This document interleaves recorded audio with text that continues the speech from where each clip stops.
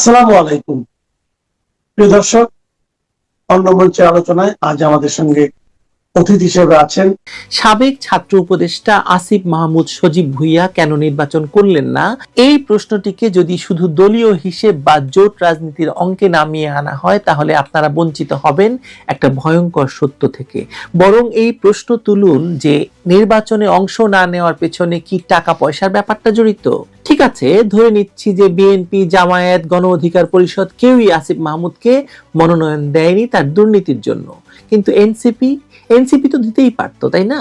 শোনা যাচ্ছে এনসিপির মনোনয়ন পেয়েও সে নির্বাচনে অংশ না নিয়ে দলের নির্বাচনী সমন্বয়ক হয়েছে। কেন জানেন? চলুন জানার চেষ্টা করি।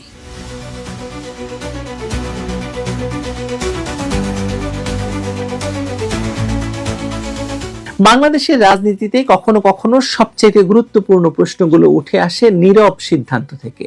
নির্বাচন না করা, মনোনয়নপত্র জমা না দেওয়া, শেষ মুহূর্তে সরে দাঁড়ানো, এসব কেবল ব্যক্তিগত কৌশল নয়, বরং রাষ্ট্রীয় কাঠামোর ভেতরে জমে থাকা চাপেরও ফল।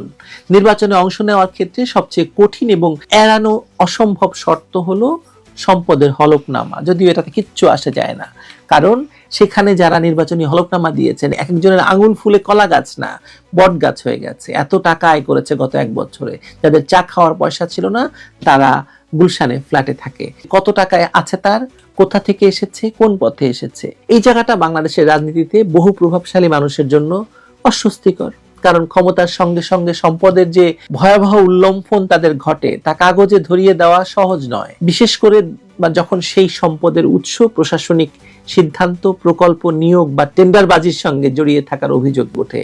আসিফ মাহমুদের ক্ষেত্রে বিতর্কটা এখানে ঘনীভূত হয়েছে। তাকে শুধু ক্রীড়া উপদেষ্টা হিসেবে উপস্থাপন করা হয়, যেন তার দায়িত্ব সীমিত ছিল মাঠ, ফেডারেশন আর ট্রফির মধ্যে। বাস্তবে তিনি একই সঙ্গে স্থানীয় সরকার ব্যবস্থার সঙ্গেও যুক্ত ছিলেন। সিটি কর্পোরেশন, পৌরসভা, নগর উন্নয়ন, সবচেয়ে বড় বাজেটের জায়গাগুলো, এই পুরো কাঠামো যেখানে হাজার হাজার কোটি টাকার আর্থিক প্রবাহ ঘটে, সেখানে উপদেষ্টার ভূমিকা আনুষ্ঠানিক ছিল না। সিদ্ধান্তের টেবিলে কে বসেছিল, কোন ফাইলে কে সই করেছে সবই তো জানা। কোন প্রকল্পে কার সুপারিশ কার্যকর হয়েছিল কোনো কিছুই তো গোপন নেই। কিন্তু ঢাকা 10 আসনের মতো ব্যয়বহুল একটি আসনে নির্বাচন করতে গেলে যে অর্থনৈতিক সক্ষমতা লাগে, সেটার উৎস কি? এই প্রশ্ন এড়ানোর সুযোগ তো আসিফ বাবাজির নেই। অন্য রাজনীতিকদের সঙ্গে পারিবারিক সম্পদ, ব্যবসা বা দীর্ঘ রাজনৈতিক ক্যারিয়ার দিয়ে অনেক কিছু ব্যাখ্যা করা যায়, কিন্তু এই যে আসিফ মাহমুদ সজীব ভুঁইয়ার মতো যারা হঠাৎ করে রাজনীতিতে এলো, তাদের সম্পদ কোথা থেকে এলো, এই প্রশ্ন তো আসবে। আসিফ মাহমুদের রাজনৈতিক উত্থান তুলনামূলকভাবে হঠাৎ এবং ক্ষমতার কেন্দ্রের খুব কাছাকাছি, ফলে তার অর্থনৈতিক সক্ষমতা নিয়ে স্বাভাবিক কৌতূহল তৈরি হবে মানুষের মধ্যে হয়েছে।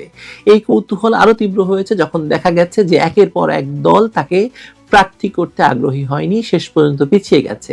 জাতীয় নাগরিক পার্টি বা এনসিপিতে যোগ দিয়ে নির্বাচন না করার ঘোষণা দেওয়া, আবার একই সঙ্গে দলের নির্বাচন পরিচালনা কমিটির দায়িত্ব নেওয়া, এটা রাজনৈতিকভাবে নিরাপদ একটি অবস্থান। অনেকে বলছেন তিনি পালিয়ে যাবেন। দুর্নীতির অভিযোগগুলো যে কেবল সামাজিক যোগাযোগ মাধ্যমের গুঞ্জন তা কিন্তু নয়। প্রকাশ্যে বিক্ষোভ হয়েছে তার বিরুদ্ধে, তার দলের নেতারাই তার বিরুদ্ধে বিক্ষোভ করেছে। সাবেক সহযোদ্ধা দল থেকে বহিষ্কৃত নেতা সকলেই প্রকাশ্যে তদন্তের দাবি তুলেছে তার বিরুদ্ধে। তখন বিষয়টিকে আপনি গুরুত্ব না দিয়ে শুধু রাজনৈতিক ষড়যন্ত্র বলে উড়িয়ে দেবেন, তা তো হবে না। তারা যে দাবি করেছে উপদেষ্টা থাকাকালীন নিয়োগ, প্রকল্প এবং টেন্ডারের তালিকা জনসমক্ষে আনতে হবে, এটা আসলে গণতান্ত্রিক জবাবদিহিতার ভাষা। কিন্তু বাংলাদেশে তো সেটা নাই, হওয়ার কথা নয়। ইউনূস দিবে? ইউনূস তো দেবে না। তো ইউনূস না দিলে ইউনূসের উপদেষ্টারা কেন দেবে? ইউনূস গত 17 মাসে কি কি পেয়েছে তার হিসেব দেবে। তার হিসেব যদি না দেয় তাহলে কেন দেবে বাকিরা? এখানে দুর্নীতি দমন কমিশনের নিরাপত্তা প্রশ্নের বাইরে নয়।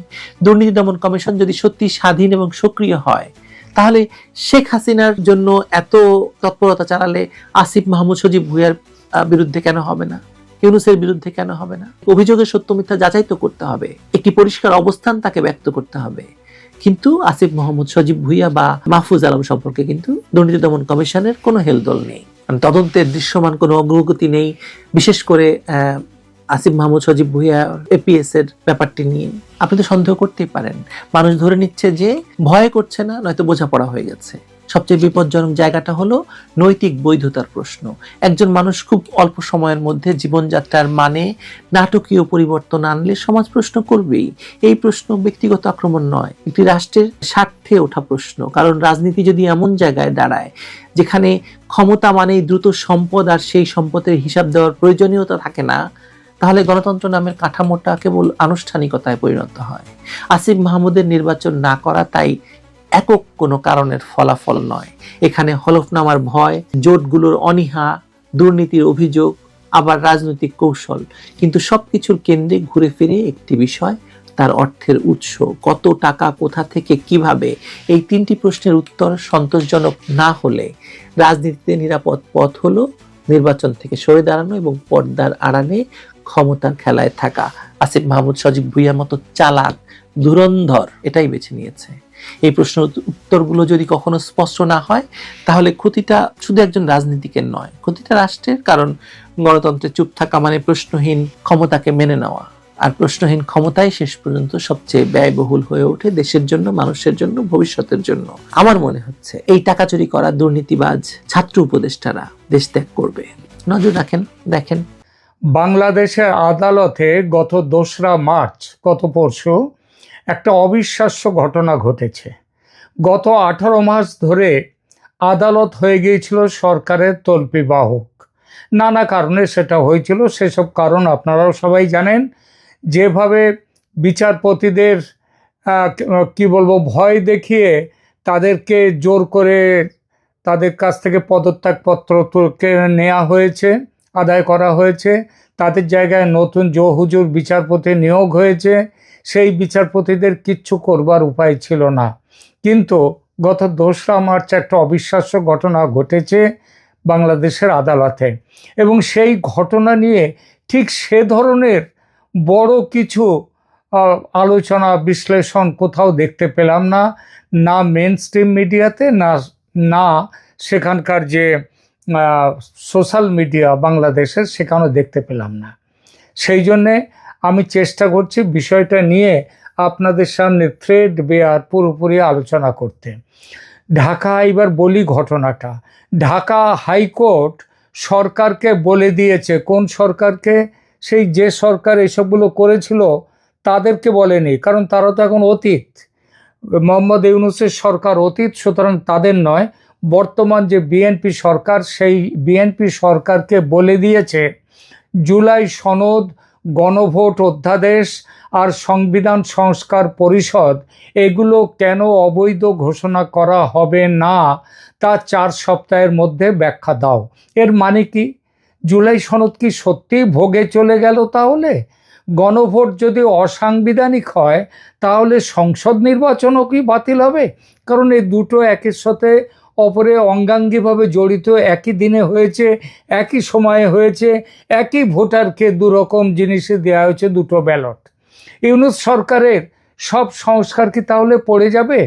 আজ আমরা ধাপে ধাপে গল্পের মতো করে এই পুরো ব্যাপারটা বুঝবো। শেষ পর্যন্ত দেখবেন আমার এই ভিডিও, লাইক করবেন, শেয়ার করবেন, সাবস্ক্রাইব করবেন। চলুন শুরু করি তাহলে। প্রথমে একটু পিছনে যেতেই হয় পরিপ্রেক্ষিতটা বুঝবার জন্য। 5 আগস্ট 2024 শেখ হাসিনা সরকারের পতন হয়। 8 আগস্ট ইউনূসের, ওই 24-এই ইউনূসের অন্তর্বর্তী সরকার গঠিত হয়। এরপর শুরু হয় জুলাই জাতীয় সনদ 2025-এর গল্প। সেটা কি? 6টা সংস্কার কমিশনের নিয়োগ দেয় মোহাম্মদ ইউনূসের অন্তর্বর্তী সরকার, এবং এই 6টা সংস্কার কমিশনের সুপারিশ নিয়ে 84টা প্রস্তাবের একটা রোড ম্যাপ হচ্ছে জুলাই সনদ। কি কি ছিল সেগুলো? 84টা প্রস্তাব, সবগুলো বলতে গেলে তো বহু সময় লাগবে, সেটা বলতেও চাই না এখানে।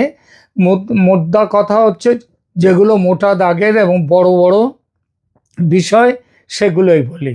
তত্ত্বাবধায়ক সরকার ফিরিয়ে আনা, 2 কক্ষ বিশিষ্ট সংসদ, 300 আসনের নিম্নকক্ষ আর 100 আসনের উচ্চকক্ষ হবে। তারপরে সেটাও হবে ওই যে যেরকম ভোট পেয়েছে, আসন পাওয়া নয়, যে দল যত ভোট পেয়েছে সেই হিসাবে তাদের 100 আসনের উচ্চকক্ষে সংরক্ষণ হবে। সংবিধান সংশোধনে উভয় কক্ষের সম্মতি বাধ্যতামূলক, আরও অনেক কিছু সংস্কারের কথা। 17ই অক্টোবর 2025 জাতীয় সংসদের প্লাজায় 25টা রাজনৈতিক দল এতে স্বাক্ষর করে। তারপর রাষ্ট্রপতি দুটো জরুরি আদেশ জারি করেন।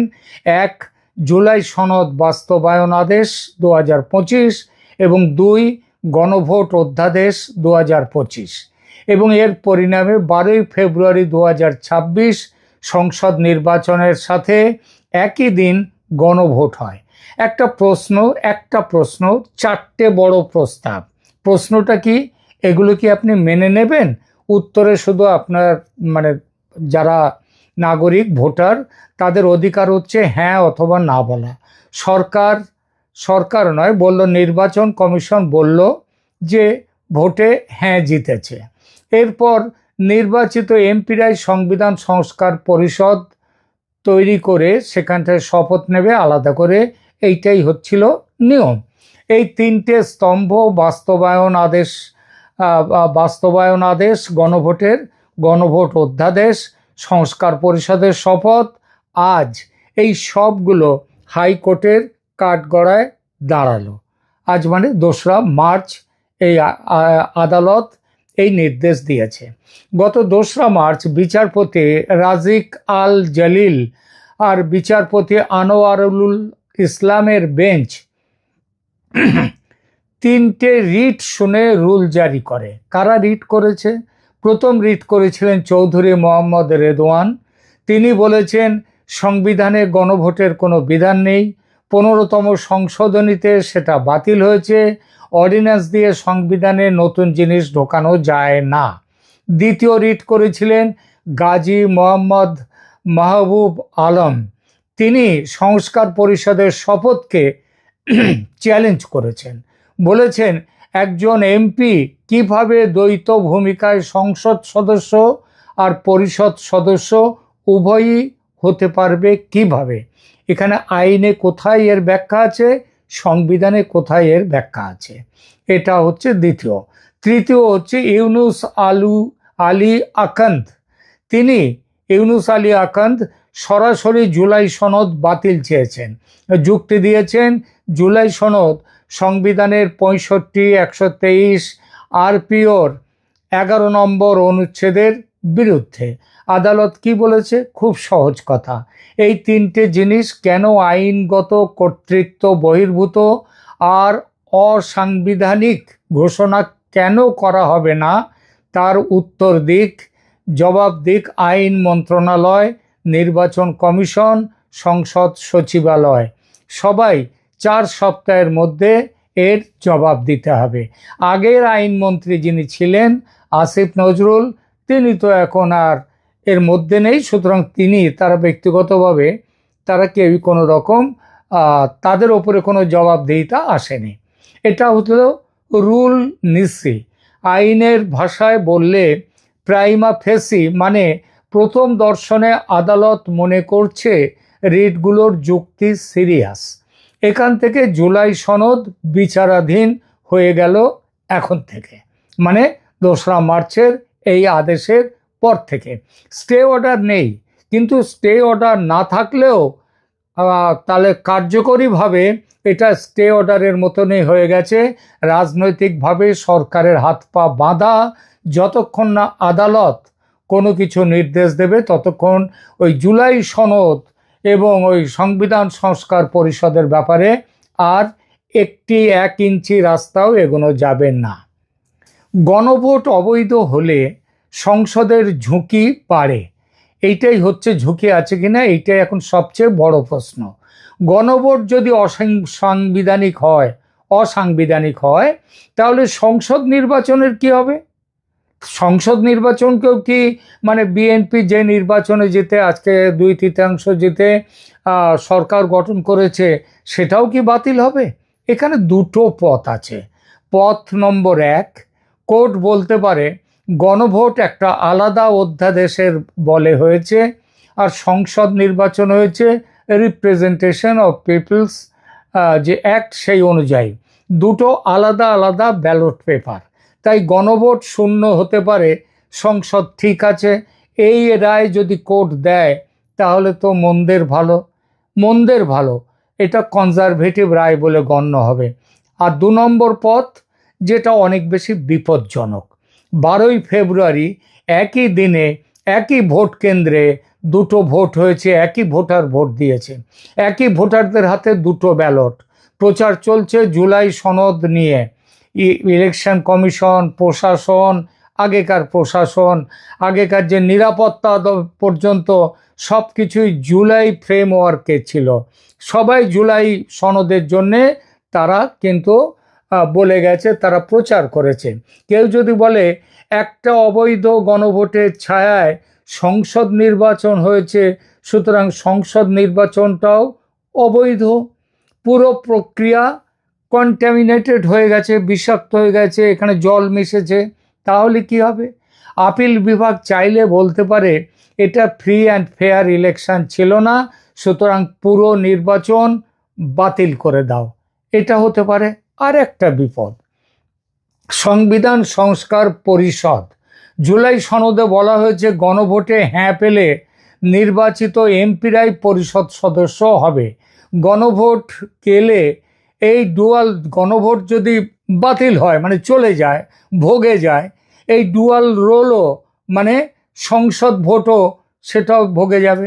এমপিরা সাধারণ সংসদ সদস্য হিসেবে হয়তো বসবেন যদি কোর্ট মনে করে, কিন্তু সংস্কার কিছু করতে পারবেন না, কারণ জুলাই ম্যান্ডেট রয়েছে, সংবিধান সংশোধন আটকে যাবে। আর সবচেয়ে খারাপ সিনারিও সেটা কি হতে পারে? কেউ বলতেই পারে এই সংসদ তো জুলাই গণভোটের ইনস্ট্রুমেন্ট, তারই ফলে এই সংসদ হয়েছে, মানে গণভোট হয়েছে বলে সংসদ ভোট হয়েছে।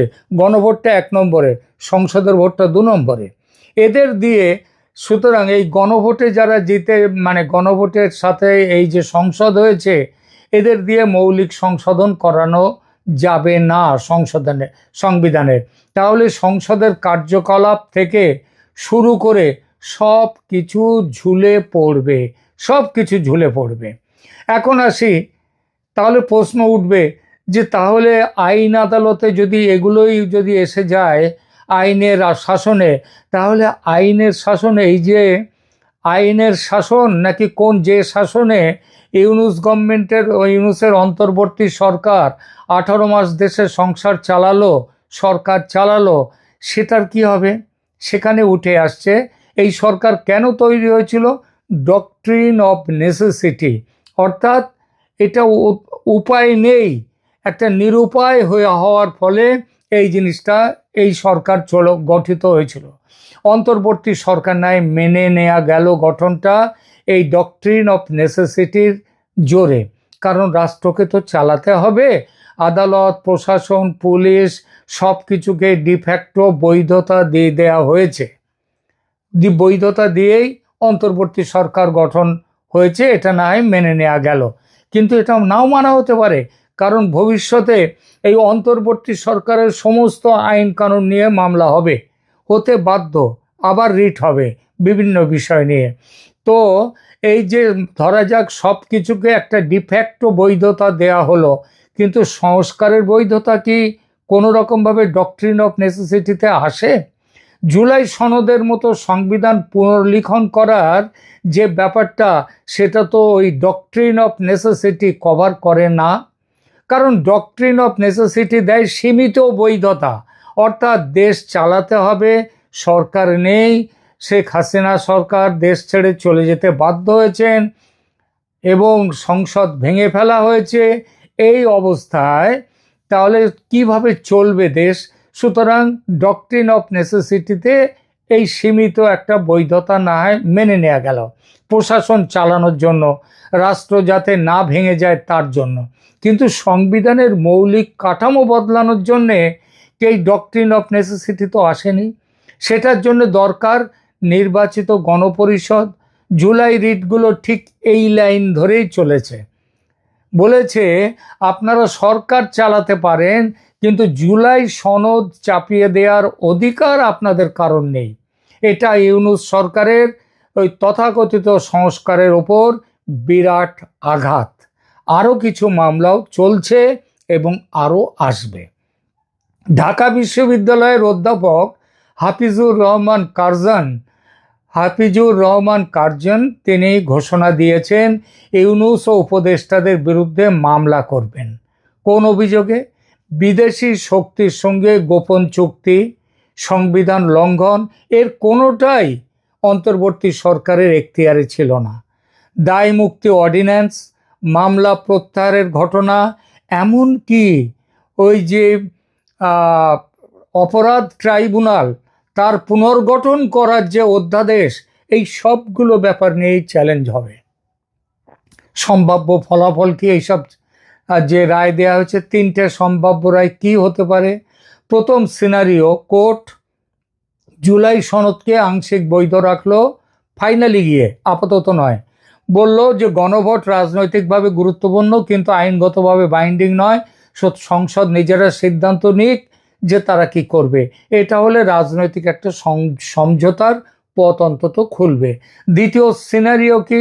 গণভোট জুলাই সনদ সম্পূর্ণ বাতিল, গণভোট বাতিল, সংস্কার পরিষদ ভাঙা, সংসদ নির্বাচন নিয়েও প্রশ্ন উঠবে, সরকারের হাত পা বাধা পড়ে যাবে। তৃতীয় সিনারিও মধ্যপথ, সংস্কার পরিষদ বাতিল কিন্তু সংসদ চলবে, সংবিধান সংশোধন আটকে যাবে, সরকার জুলাই ম্যান্ডেট ছাড়া কাজ করতে বাধ্য হবে। প্রিয় দর্শক, আজ আমরা দেখলাম হাইকোর্টের রুল কিভাবে জুলাই সনদকে কাঠগড়ায় দাঁড় করিয়েছে। গণভোট অবৈধ হলে সংসদ নির্বাচনও ঝুঁকিতে। ডক্ট্রিন অফ নেসেসিটি, তার অধিকার সীমিত, সংস্কার করার অধিকার তাদের নেই। ইউনূসের তথাকথিত বিপ্লবী স্বপ্ন এখন আইনি বাস্তবের সামনে দাঁড়িয়ে। মাঝখান থেকে কয়েক হাজার প্রাণ চলে গেল, দেশটা কয়েক বছর পিছিয়ে গেল, তাই নয় কি? আপনারা কমেন্টে বলবেন সংসদ বাতিল হবে কি? জুলাই সনদ পুরোপুরি শেষ হবে কি?